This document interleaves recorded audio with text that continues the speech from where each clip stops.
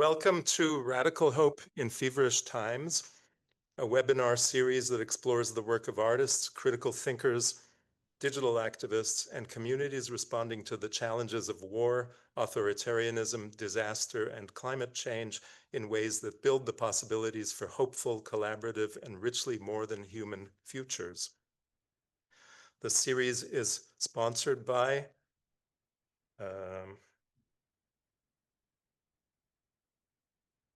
the J.S. Woodsworth Chair in the Humanities, dedicated to engaged humanistic education, highlighting moral courage, passion for truth, and social empowerment. The Simon Fraser University Institute for the Humanities in its 43rd year of supporting humanities in the public sphere.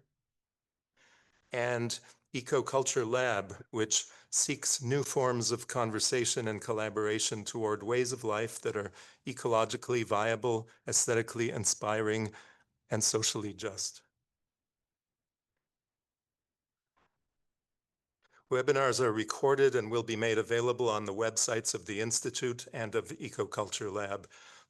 This fall's webinars are taking place live on the Burnaby campus of Simon Fraser University, which respectfully acknowledges the Musqueam, Squamish, Tsleil-Waututh, Katzie, Coquitlam, Kikite, Kwantlen, Semi-Amu, and Sawasan peoples, on whose unceded traditional territories our three campuses reside. For today's conversation, we're very grateful to be joined by Jeff Corntassel, Professor of Indigenous Studies at the University of Victoria and citizen of the Cherokee Nation, Cease Wyss, ethnobotanist, artist, activist, and educator of Squamish, Stolo, and Hawaiian heritage, and Eglee Zent, associate professor at the University of Vermont and a Venezuelan ethnoecologist with many years of experience working in indigenous Amazonia and the high Andes of South America. Each of the three panelists will speak for up to 15 minutes, and then we should have about a half hour or so for questions and answers and informal discussion. In the meantime, if you'd like to share any questions or comments in the chat, you're welcome to do that. And with that, I'll just double check that Jeff has entered the room, since I haven't seen his name pop up yet.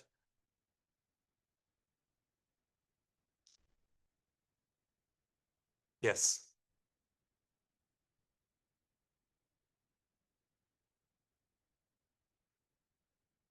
So I'm confirming Jeff Corntassel as co-host so that, Jeff, you can feel free to share your screen, and I will stop sharing, and that should make it possible for you to do that. Here we are in the room with a class full of students in the class Radical Hope for Feverish Times. Bueno, Osio Nigada, Jeff Gano Lido Corntassel Dagwadoa, Shaligi Yetli Egwena Sa'i, Echoda Galski Go E.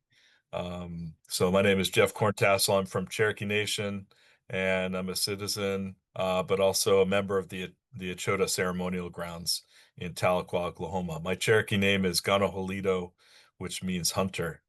And so when I was thinking about this talk, I come back to the word radical, and radical has often been cast as a negative term. And I really, at the core of the word radical, if you start to look at the origin of the word, it really means being at the roots of something. And so I immediately thought of our connections to the cedar tree, connections to other plants in the forest, but our goal is to be rooted, and we are rooted to place. We're rooted to territory. And as Oren Lyons once said to me, he said, you see that tree growing over there, we're the roots. We're the ones trying to get deeper and deeper into the earth.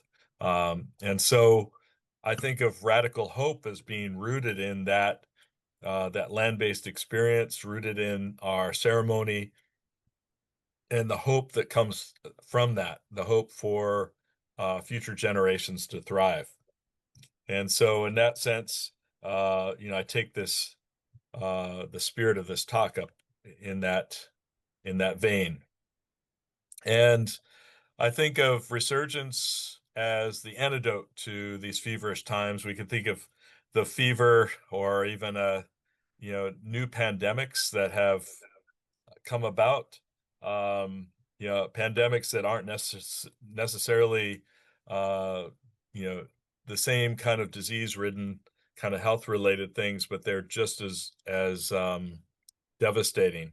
Pandemics of racism, pandemics of white supremacy, pandemics of willful ignorance, pandemics of autocracy.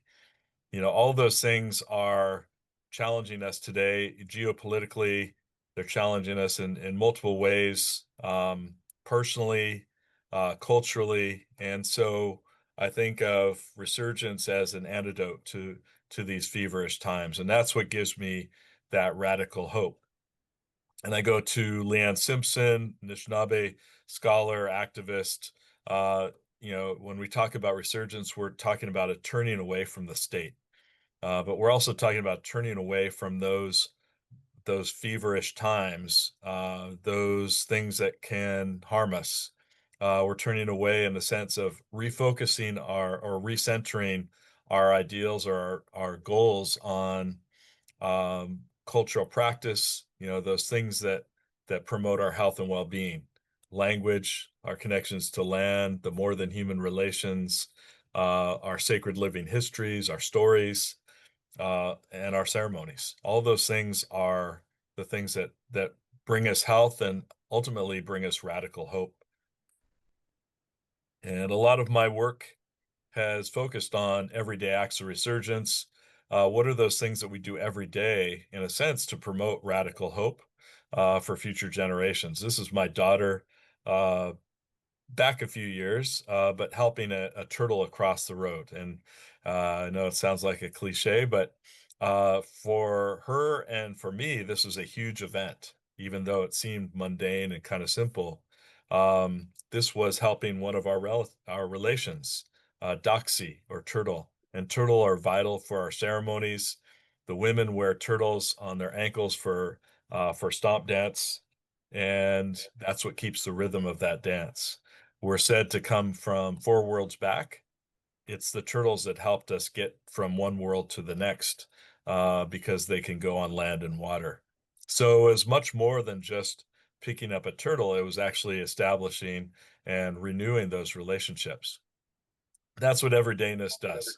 Those mundane, unacknowledged, often overlooked things that really have a much deeper significance and a much deeper meaning in our everyday lives.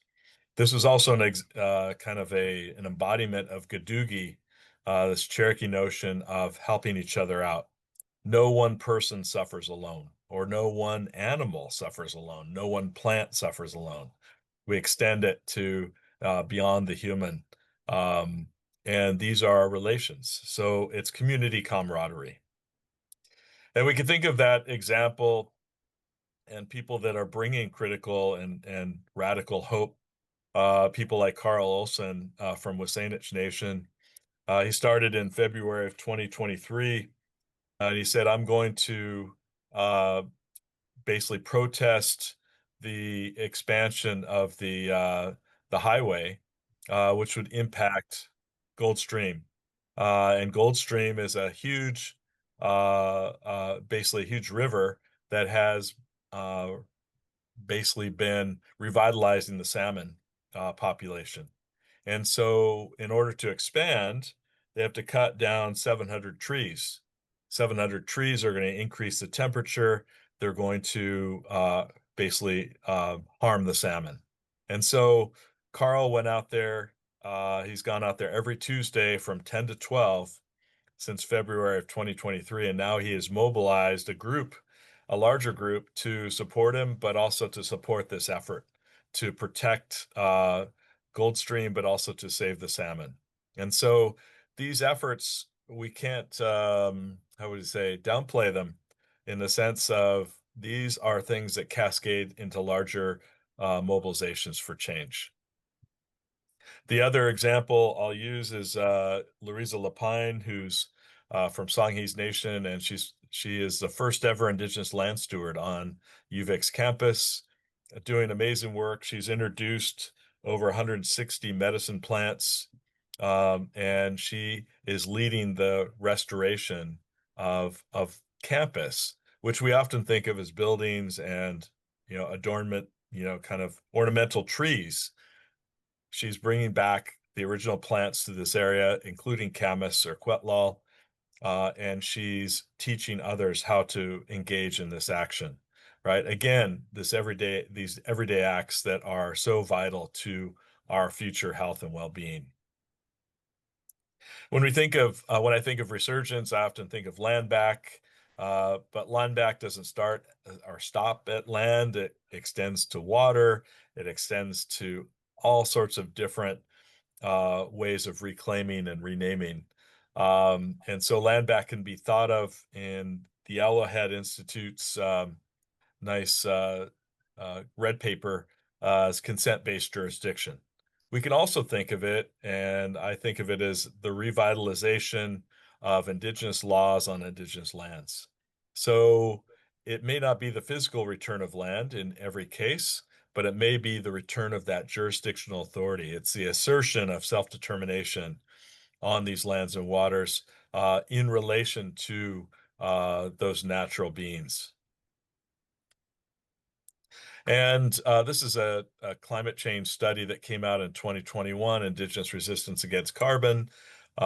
This is what gives me radical hope in the sense that, where there was Indigenous resistance, it's a 10-year study, where there was Indigenous resistance, CO2 gases and other harmful toxins were reduced significantly, especially where Indigenous peoples were able to manage and hold that land. So Indigenous resistance and ultimately resurgence leads to protection of biodiversity. Nothing new, but it was really interesting the way this was kind of framed and also stated. Decolonization is part of climate change, and in this case, land back is part of climate change. We can't have land back without water back. And so there are lots of efforts, including Carl Olson. I would say that is a form of water back, really protecting that stream, protecting those forms of relations so that they can be healthy, they can be vibrant, and they can promote our future generations. This is a Cherokee example, but Gadua Mound is one of, you can see this slight rise in the on the left there, and an overhead view was basically the site of our sacred fire, and it was kept lit year round, and basically other communities would come, they'd scrape out their fire hearths, come to Gadua, and they would get some embers, and they would bring it back to their fire each year, right, to revitalize their fire. This was, kind of the ultimate in terms of fire keeping, right, keeping those ceremonies alive. And so it was overrun in the 1770s, and yet Cherokees still went, even though the fire wasn't technically lit, they still went to this territory. They would take dirt from Gadua Mound and they would bring it back to their homes, right? That's how important this site was. It was repurchased. It's hard to say, land back comes in many forms. This is, buying back stolen land is essentially what this is, but it was repurchased in the 1990s and then made into trust land in 2021. And I'm happy to say that this is the site of ceremonies now. This is the site of, new youth programs and even things like stickball, traditional games. And so, the land itself needs to be healed, but also the people need to reconnect with these places. And that's what promotes resurgence, but it's also what promotes our longevity. That's what's allowed us to operate in these territories and with these places for over 10,000 years. All right. I've got about 3 minutes, so I'll hurry through this. But tribal journeys is another way of thinking about water back. Taking these ocean voyages, but also asking for permission. So following the protocols and the principles of each nation in order to go ashore, and engaging in that camaraderie, engaging in that Gadugi spirit. And of course, the Reef Net program in Wasanich, as many of you know, reef nets were outlawed for over 50 to 60 years, and yet this is a sustainable way of fishing. And so reef netting has been brought back in by folks like Nick Claxton, by the Wasanich Leadership Council, and now their annual reef net fishing voyages that go on with youth. And so this is a revitalization of these practices, these sustainable practices, but also this is part of basically saltwater people, of Wasanich people's culture.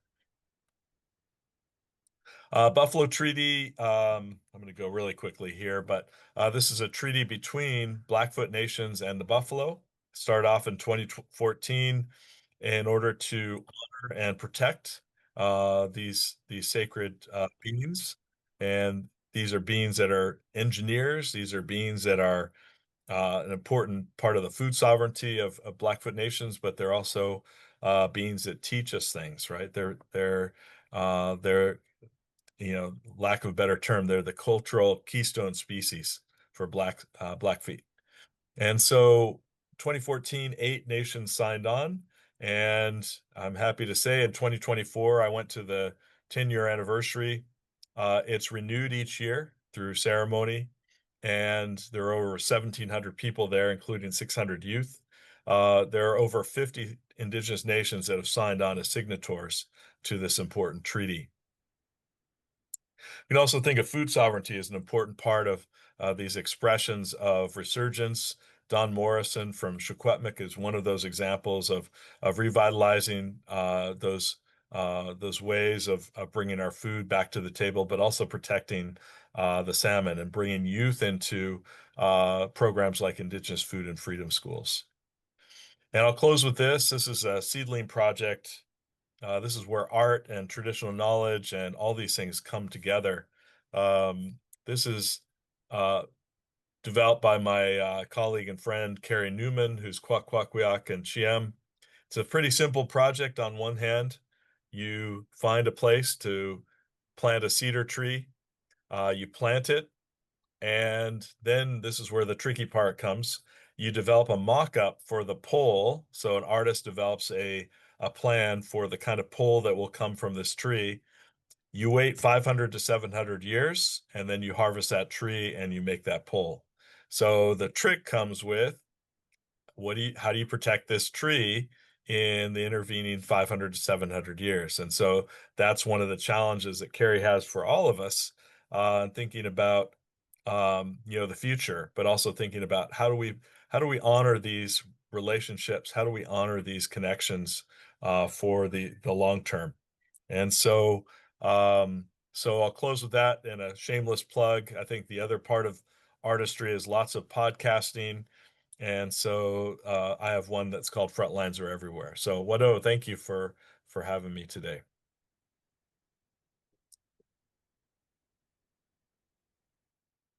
Thank you so much, Jeff. We're still figuring out the microphone situation here, so let me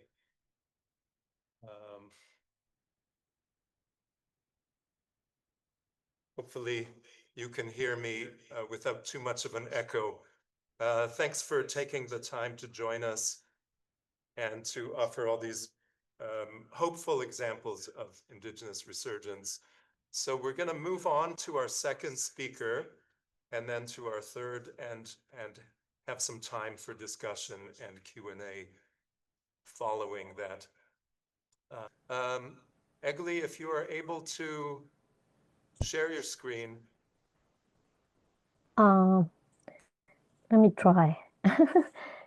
Yeah, I think I did it wrong. Wait. Thank you very much for inviting me.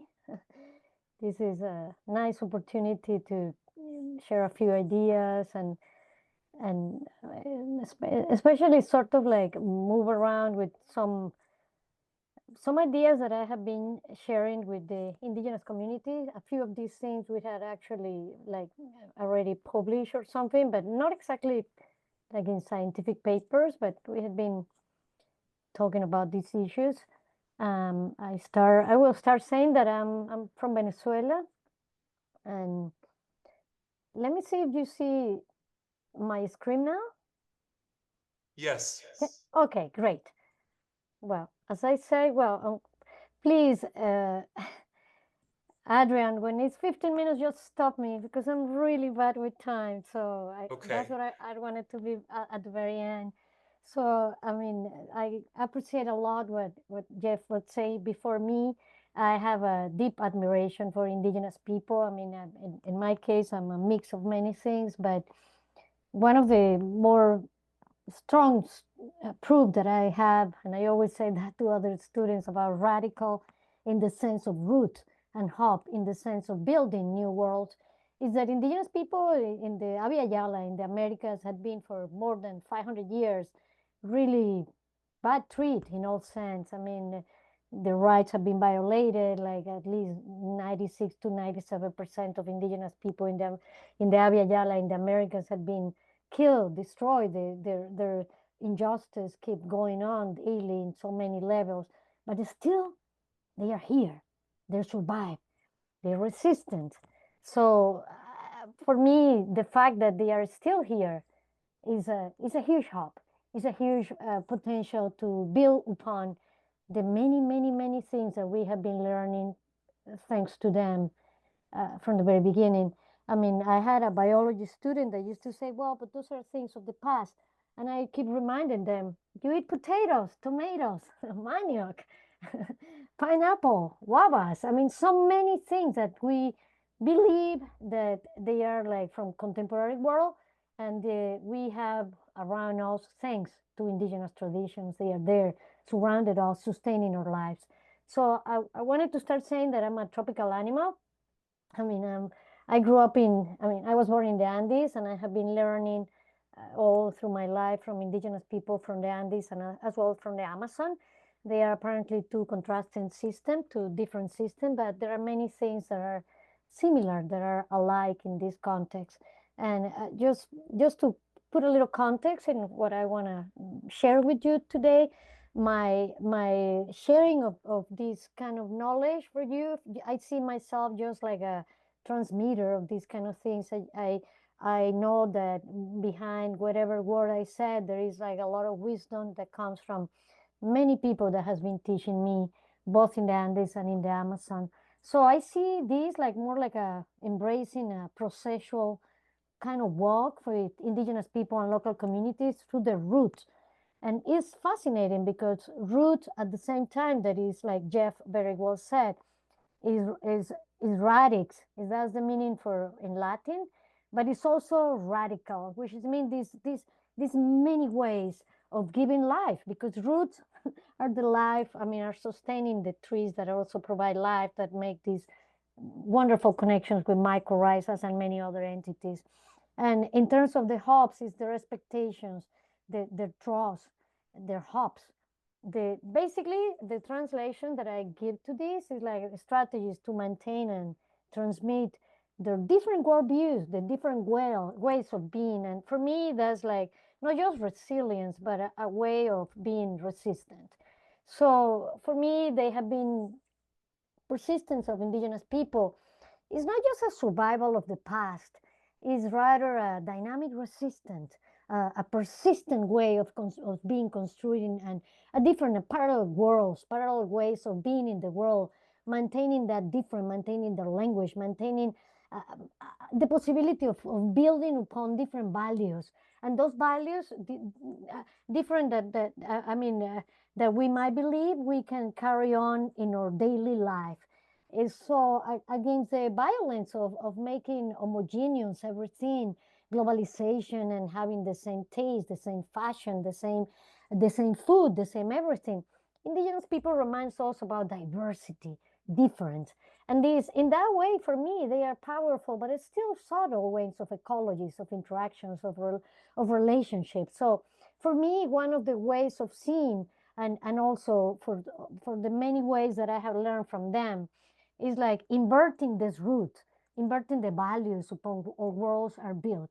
So instead of seeing the indigenous people like something of the past, I see them like a huge potential to invert those powerful mainstream values of the evolving society.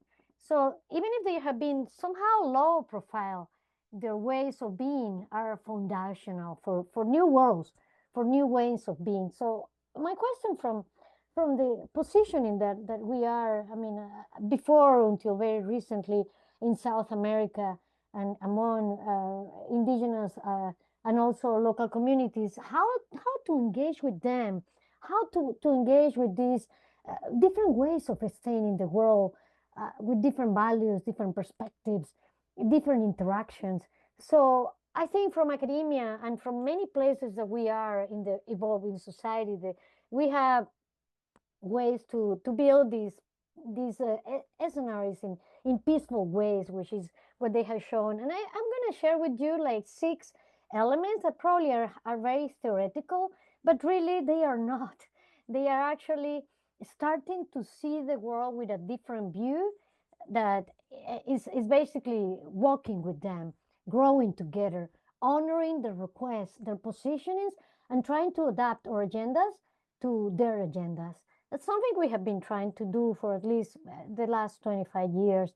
But this walking together is not just a way of seeing, but it's a way of embracing a notion of life that is actually very vital, very, very different to the way we see it right now. And I'm going to invite to you to sort of walk with me through these 6 elements that I think are quite interesting. And so one way is that what we have been used, especially being born in Latin American countries in the last 70 years, what the mainstream society had been called now like cooperative action research. It was actually the strategy that some Latin scholars took from for indigenous and local communities in the Pacific in the Pacific side of the Colombian, and then many other scholars start to realize there are practices that have been actually enacted for the last 500 years. And is this huge realization that there is nothing we can accomplish if we don't perceive ourselves as actually collective group. So bringing their life views, their world views into so many contexts, no with that notion of that tradition is something from the past, but all the opposite, with all the vitality, the resilience, the profound connection between what we think and what we do, with that way of being efficient. And this actually requires the inversion of the notions. And what notions are they? Well, I'm going to leave that for the very end. I will come back to this. The notions are these ones that I'm sharing in here.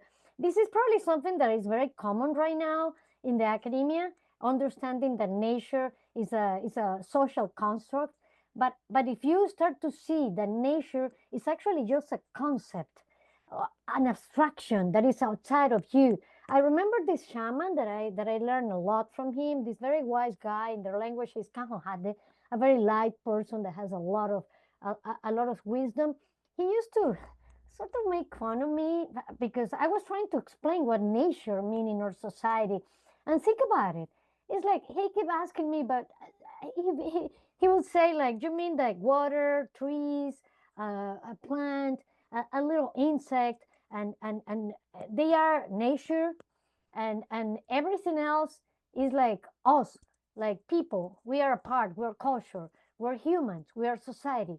He kept laughing about that rationality because he say where we are then. We are in a sphere that is actually a sphere of life. And that sphere of life is what we had turned a part of us that we call nature, that is like a part of what we actually are sustaining our entire life. And so when students in biology or in ecology try to understand this kind of thing with different parameters. I ask them, do you breathe? Because breathing is actually a synthesis of how many, I mean, of an abstraction that is like being alive is actually a gift that is the product of myriad tons of entities and processes that allow to you to be alive. And breathing is that synthesis. I mean, it's the photosynthesis that is allowed, thank you to a pollinator and many others that are behind there. So the fallacy of being nature is just also tied to the fallacy of humanity, just restricted, or the notion of person or people restricted just to Homo sapien. Actually, the first kind of research around these lines was exactly here in North America with the Inuit. But these kind of things, when you see it enacted in the field among indigenous people that still have been able to conserve their way of life, it's actually fantastic.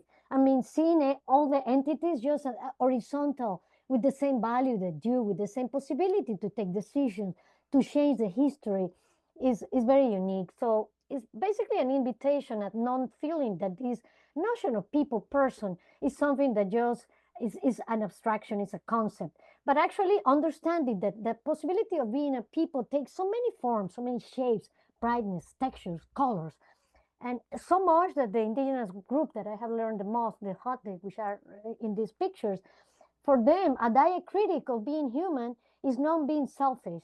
So whatever entity that looks like a Homo sapiens, just like a person, a human, but is selfish, is actually telling you that they are not humans because they are selfish. So it's like understanding humanity in a very different context. Another fallacy for them is the individual is an abstraction. It's basically impossible. If you think individual is a word that means that you cannot be divided, it's a social construct again. For them, life is impossible or simple, does not exist with an individual view. I mean, think about it now with all the research about the microbiome. 60% of what we are a lot of little entities living inside of us are allowing us to accomplish all the physiological activity. So for them, it's clear life is a collective concert. I mean, we are essentially group. We are essentially relationships. That's what we are. And the trigger of movement and the trigger of life is based in the interdependence. As much as we see ourselves in a humble perspective, as interdependent, as actually being thankful for the many entities that allowed us to create our life, is the correct way of perceiving ourselves in the humble sphere. For then, isolation is actually a symptom of malfunction and disease. Another thing that is fascinating and is the inversion of what we have taught since we're very little. If you think this is like an inversion of the evolution for them, I mean, they told us, according to Darwin and according to what we learned, that we came from I don't know, hominids, from monkeys. Well, indigenous people are telling you the opposite. Humanity somehow speciate from many ways, but it's more than humanity, it's life, this explosion of life. And evolution, we have been taught that it was triggered by competition.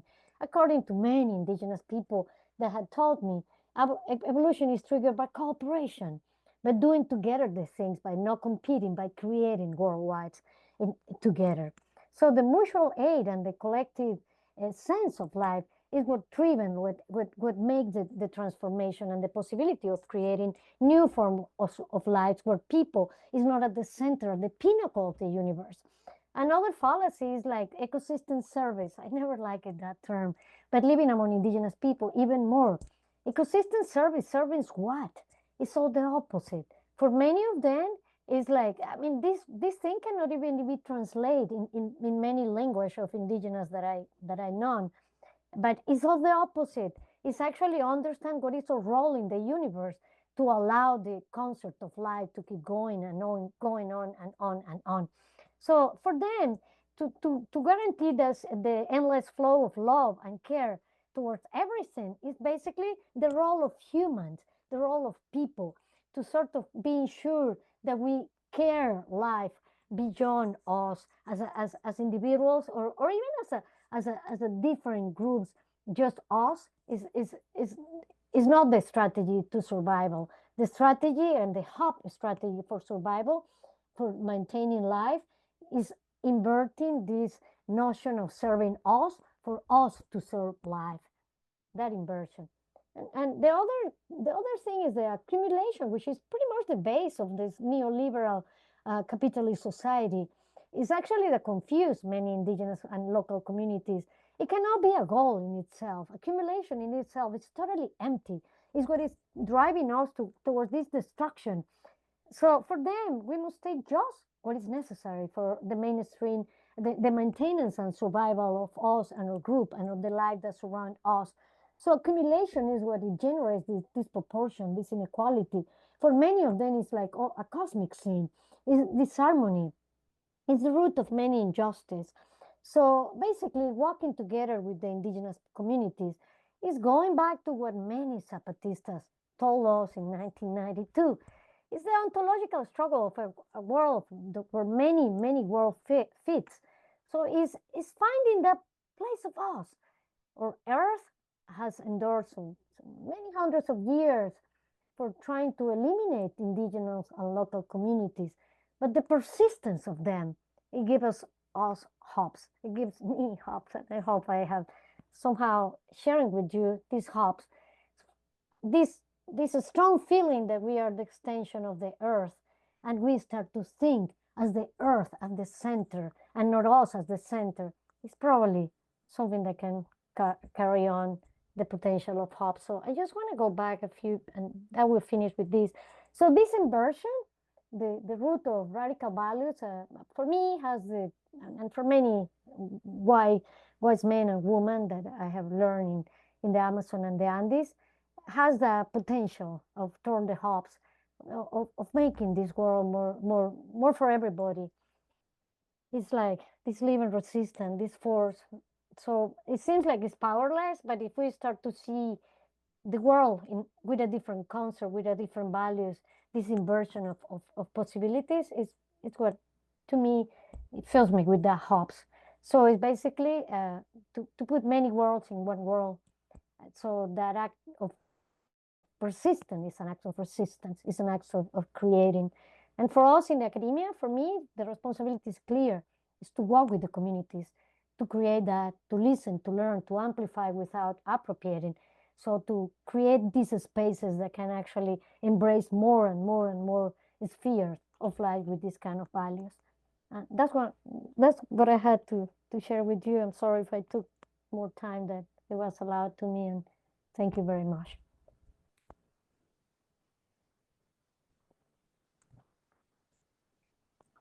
I don't know how to go back now. Yeah, here. Unmute. And I just go. Keynote. There we go. Can people see that?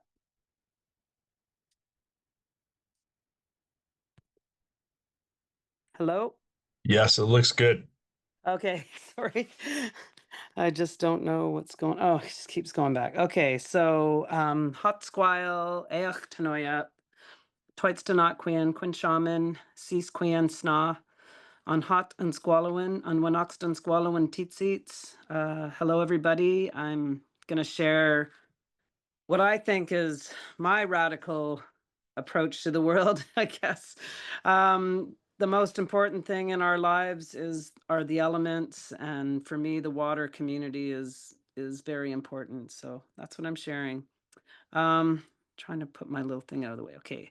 So for the local indigenous nations, our relationship with water is long and intensely complicated journey. And I think, people know that in so many ways from everything they hear about what's happening, whether it's a landlocked nation and its rivers and streams and lakes, or the coastal shores of other nations.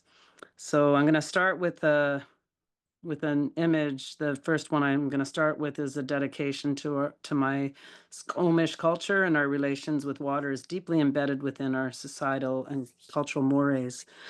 The most iconic rock in Vancouver, in so-called Vancouver, a cultural marker of the Squamish Okameo, one of our most cherished creation stories of our people that not only tells our commitment to water and its immense powers to heal and create change, but of our family values and dedication to our future generations ahead. So I'm going to share the story with this rock sculpture in there. So this is Siwash rock. To many people, it's just the most iconic image in Vancouver, and people don't really know the story, but this is looking out at Siwash Rock westwardly.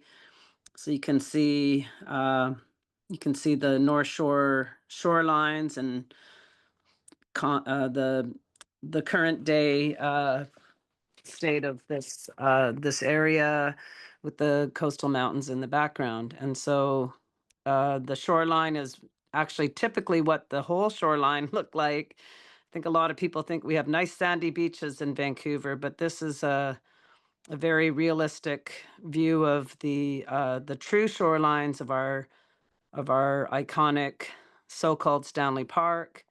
And this is our big warrior. So I'm going to start the story. So back thousands of years back, before this rock was there and before those houses and all the popular current state of the world, the way you see it today, was not there. It was forests and shorelines, wild animals, and huge piles of shells in different areas where we have villages. And our village sites are recognized by the big shell middens on our shorelines in coastal waters. So as ocean-going people, as seafood-based people, we managed our waste in good ways, and so this story is about family. And so in the very long ago, before all the current state of the world, when there were only the ones with wings that flew, the ones with scales that swam under the water, the ones with fur that walked on four legs, and the tiny creatures with tiny legs that crawled along the ground very close to it. And all of these creatures were very close to one another and connected. And Squamish people recognized every one of them, from the tiniest to the largest. And so when this young man was preparing to receive his first child, he went to the shoreline at this spot, and looking out across the ocean and up to the skies, he began his shokwam, his sacred bath, to prepare himself to become a family and to become a father, and to respect that child's life and the life of his wife, his very special partner.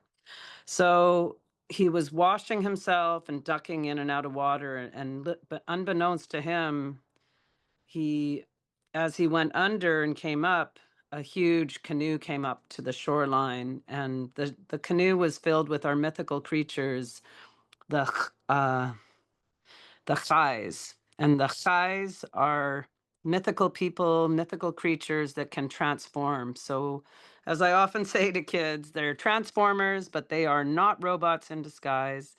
They are, in fact, often a bear, an eagle, a wolf, and the canoe itself. So 3 brothers and a sister. The canoe is the sister, and she carries the brothers around so they can interact with the world and make changes that need to happen. And so they come across this young man washing himself and purifying his spirit for his upcoming parenthood. And they're like, "Human, get out of our way." And he's like, "Oh, I'm almost done my work here." And they're like, "Why would you defy us? We are the great chais." And he said, "Well, because the work I'm doing is important. I have to prepare myself to be a father." And they all talked amongst each other and said, "Oh, so you're doing this you're defying us to be a good parent and to be a good human. And he said, yes. And then they were so taken by his strength and his tenacity and his self-determination that they were actually blown away with his purity of mind and his strength to stand up to mythical creatures. So they actually transformed him into this big stone.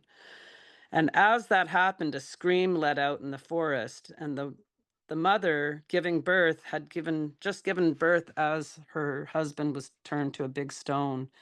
And she began to run through the forest with her baby, and the Chais heard her and started to paddle, following her sounds through the forest. And she came running out and jumped out, and her baby came flying out of the cliffside into the ocean. And as they were tumbling to the bottom of the hill and into the water, the Chais came around the corner and transformed both the mother and baby into stones. And so a lot of people that know about Siwash Rock don't know about the other two stones that are now under what's known as Lionsgate Bridge.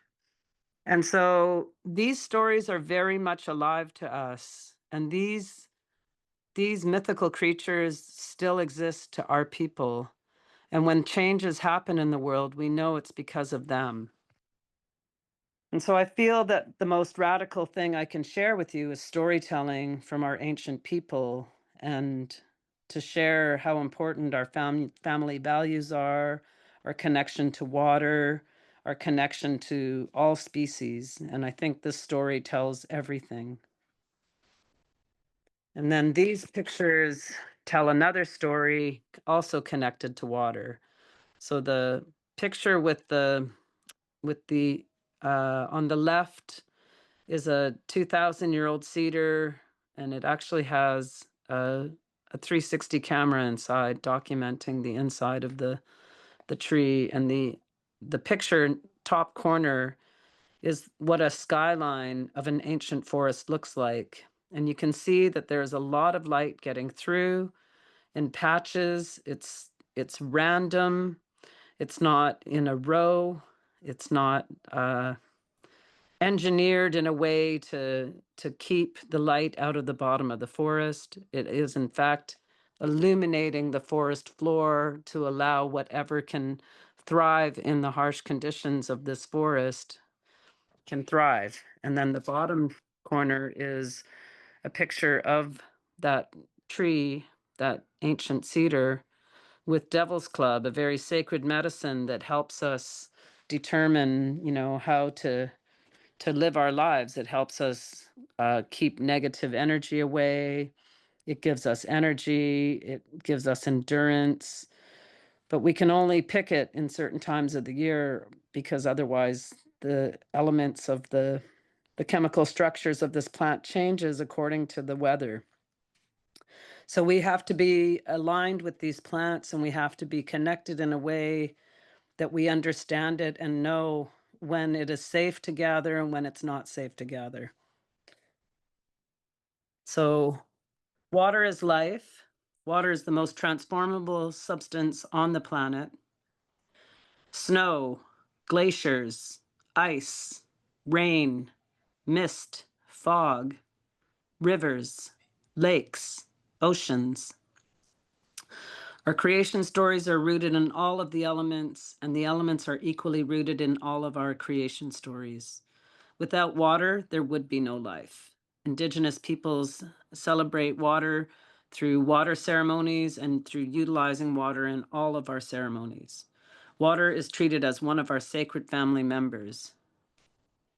So I wanted to show different forms of water: the snow on a massive cedar tree, icicles forming or frost forming on a window, and the beautiful stories it tells. It always looks like plants, and this actually looks like a beautiful ocean storm coming into a forest, but it's actually my window.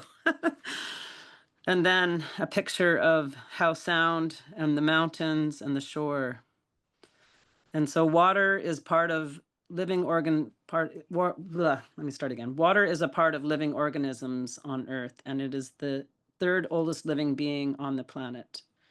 Howe Sound is a world-protected biosphere by IOC UNESCO. And despite this, there are still resource extraction elements that threaten the safety of the creatures, large and small, who inhabit the site. There are sea glass sponges that only exist in specific regions, and this is one of them.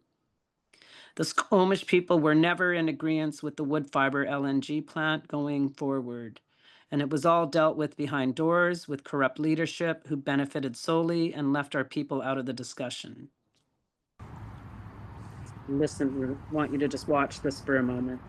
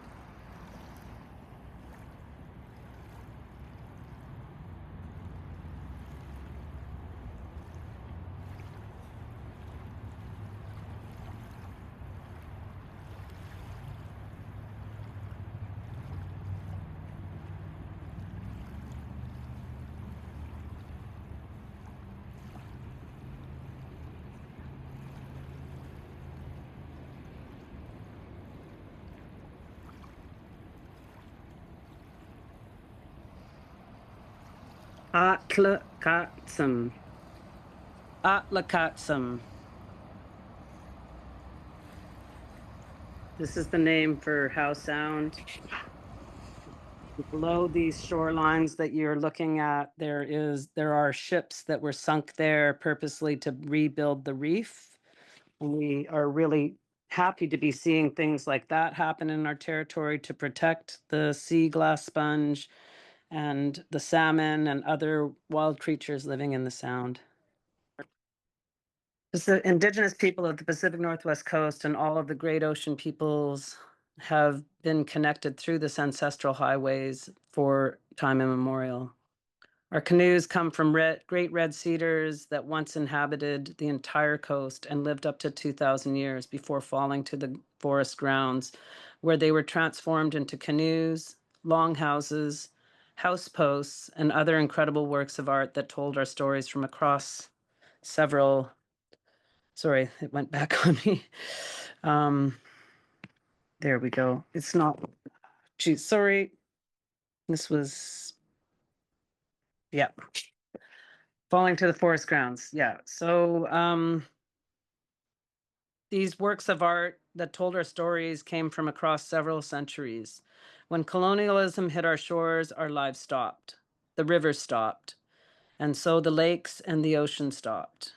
Everything stopped. Our relationships with these elements stopped, and they began to come back to life as we became alive again through our connection to the earth and water. So the photo in the left picture tells a very harsh statement, and that is, if you look closely, you'll see at the bottom of that tree that it is growing in a carved canoe. So the story there is that is when our culture stopped being free. That's when it stopped being accessible to our people. And this is in an island in Atlakatla in Howe Sound. It is a canoe that never made it to the water. So it was carved up in the forest, as we do traditionally. We carve our canoes where the tree falls. And it was carved, and then our culture stopped. And then the forest continued to grow around it and give new life and to give us hope. And I was on a camping trip with a bunch of youth who brought me to this tree, and they were so amazed with it and so humbled. And interestingly enough, the top corner picture is also of a canoe, but this is a canoe on an island in Hawaii that is covered in bombs placed there by Americans to test ways of killing indigenous people and other people around the world. And when the island was reclaimed by indigenous people through sovereign acts, they rebuilt all these beautiful altars to the ocean and to the lands and to the water and the sky. And so this is the canoe altar that faces out towards Tahiti. And it is said that if the canoe pullers, if anybody traveling from Hawaii aligns with that spot, the currents will take them to Tahiti very quickly, within a few days, as opposed to several months. And so you can see beautiful shells, and you can see how much love and care was put into placing that little tiny canoe there, outrigger, onto that site with specific rocks and shells, and underneath it is all shells. And so it's built with love and intention, and built in solidarity together, and to return to our sovereign ways. And then the bottom picture is a picture from a public art project I was part of, that shortly after we installed it was smashed to bits and stolen, which is heartbreaking for the students, but the rest of the site still remains, and it is located at what is now called Science World. And there was once a beautiful installation there with a garden and with cedar stumps. And that was to show the life cycle of the salmon and the connection to that site to our foods and our life, basically our life spirit. So young folks of our communities are breathing life back into the watersheds, the glaciers, the rivers, the lakes, and the ocean. By returning to the waters in our sacred canoes, we are reintroducing ourselves to the elements, to the sea creatures, to the forest, to water and air.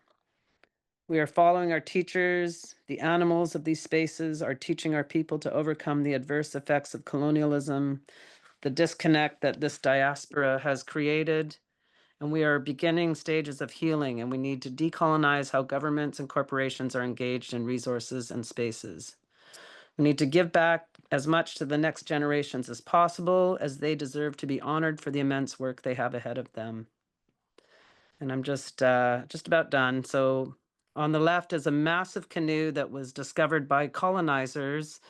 And there is a young Squamish carver next to the settler, next to the canoe. And I guess they just couldn't believe the size of our canoes, but that came from one cedar tree.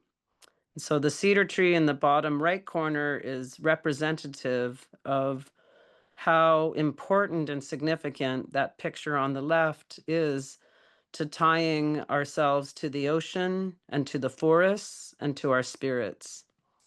And the top right corner is a photo of a group of young Squamish youth who asked myself and my friend to come on a canoe journey out through Howe Sound, and to spend 3 days on the water just reclaiming their spirits. And these are the youth that found that tree growing out of the cedar tree. Okay, I don't know what that means. Should I be finished? Okay. I don't know. I don't know what that means. Okay. I will just finish, because it seems that that's what I'm being asked to do. I'm not seeing any messages, and it's a bit frustrating.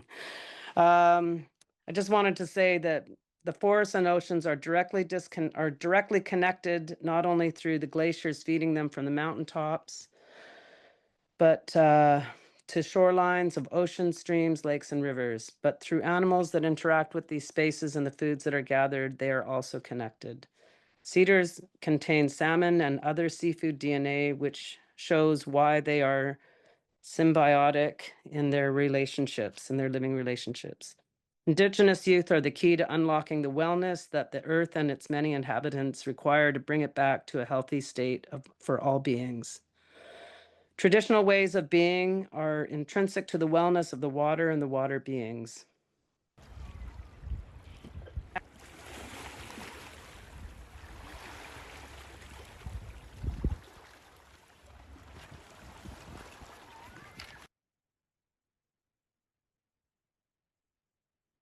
Okay. I don't know. Okay, stop share. Thank you. Sorry Cease. if that was really too long. I didn't mean it for it No, to. no, it was perfect. Okay. I Yeah. apologize for the technical glitches, and I want to express deep gratitude to you and to all three of you for sharing your insights, your images, and your stories.